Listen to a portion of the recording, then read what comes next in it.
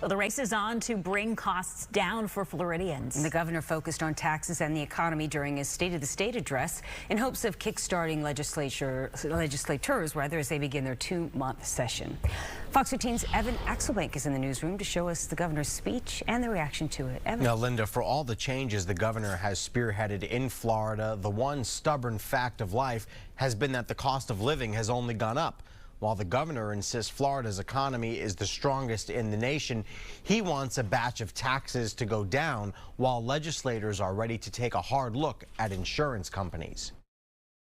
During the one time of year he gets a captive audience of lawmakers, he implored them to make life easier. We must continue to be a friend to the taxpayer. In his view, the state should expand grants for those stormproofing their homes.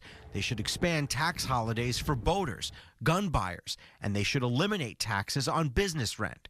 And, this is the biggie, potentially eliminate property taxes. You still have to write a check to the government every year just for the privilege of living on your own private property.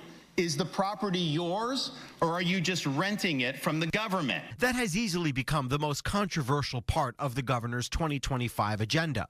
Republican legislators are promising to study it, while Democrats are promising to vilify it. They ask how vital public services, like police, will be paid for. It's like he wants them to exist on a diet of just candy.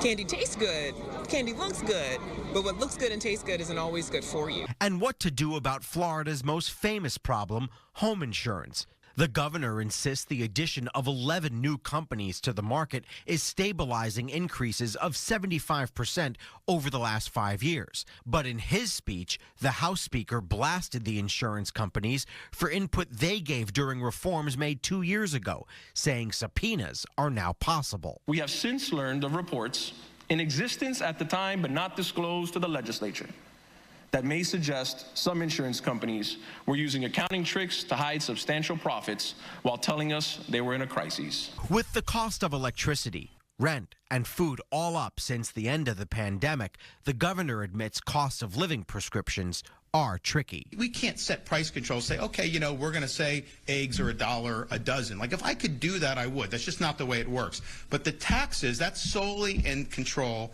of government. While Florida is often thought of as a low-tax state, the governor points out the state is the only in the nation to tax business rent, which is why he says he wants that tax eliminated. The Senate president said inflation is a national economic trend and it won't be fixed overnight. He also said the economy is now going through major changes, a reset, and then it's going to take some time for things to stabilize. Linda. All right. Evan, thank you.